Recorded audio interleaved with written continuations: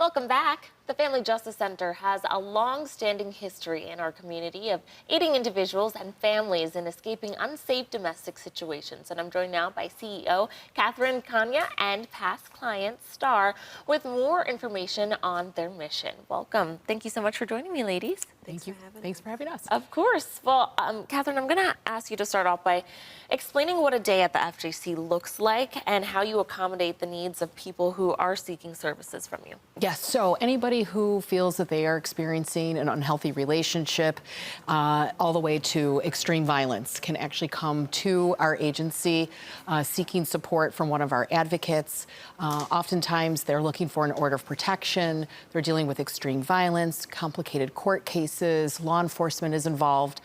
So in order for us to support that individual, we provide all those services under one roof so that they are not dealing with a broken and fragmented system themselves. One of our advocates will help with them. So our petition writer will meet with the individual, especially if they're seeking an order of protection, in which then we can work with the courts and oftentimes get a day of order of protection. So it's a lengthy day, but it's also a lot of robust services that we provide. That's right. And often, especially for the women that come through the FJC, they're coming with their children. So how do you care for the youth and the children that are on site? Yeah, so that is another key part of our programming. The statistics are pretty sad and grim. In the United States, between 5 and 10 million children will witness domestic violence. And then within that 5 to 10 million range, 60% will actually witness the violent act towards their loved one. So by the time they come to the Family Justice Center, oftentimes these are women fleeing abusive, violent situations with children in tow. We do not want the child to be re-traumatized by meeting with the advocate in one of our living rooms. So we have a beautiful children's room that is staffed by one of our advocates where the child can go over the age of 3 and just lose themselves in this magical room. Star, as a mother who needed an escape, can you share a little bit about your perspective on how the FJC really supports anyone in that situation? So not only am I a domestic violence survivor, but I am someone who utilized these services as a child as well.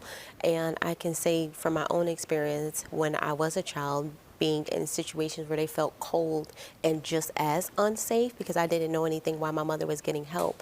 But with the Family Justice Center, they provide a soft, safe space now. But being able to provide a softer and a safer space is going to be able to be a magical moment. And it's also going to be able to take the child out of the traumatizing experience and put them in a place where they feel like it's actually meant for them. And as a mom, you don't want your child to feel any more traumatized as they already have been. And my children is someone that they would be able to advocate for that as well. Yeah. Okay. You have a big sold-out event happening on Tuesday. Yes. Let's talk a little bit about those plans and how events like this are really benefiting the FJC, and in particular with the children's room that is going to be kind of benefiting from this fundraiser. Yes, so we have partnered with the Park Country Club Women's Auxiliary Association.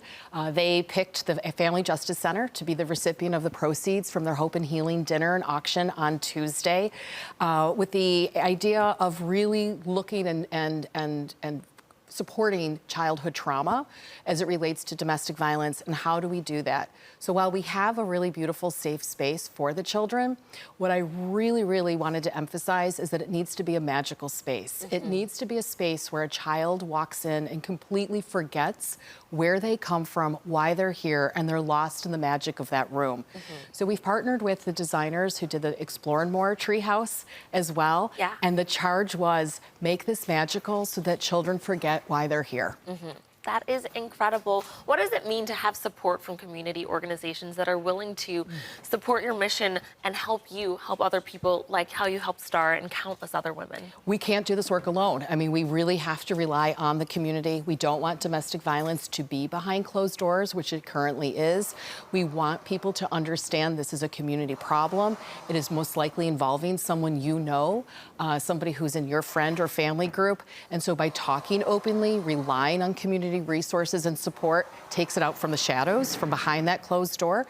And from there, I think we can really make a difference and a change. Absolutely. Well, ladies, thank you so much for You are coming so in welcome. and Thank you. sharing a little bit more about the work that you're doing and continue to do. And viewers, if you'd like to donate to the Family Justice Center or learn more about their mission, you can visit fjcsafe.com/donate. And if you or someone you know is in need of immediate help, call the number right there on your screen. Thanks again for coming in, ladies. You're Thank you. welcome.